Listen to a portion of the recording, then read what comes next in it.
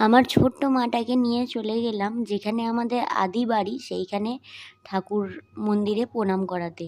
তো ওখানেই সব ঠাকুর আছে, তো ওইখানে ঠাকুরকে প্রণাম করিয়ে নিলাম।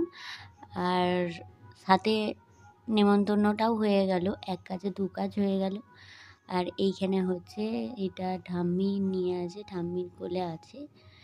আর এই হচ্ছে মন্দিরটা, এখানে আমাদের আগের পূর্বপুরুষের ঠাকুর, এটা ঠাকুর ঘর।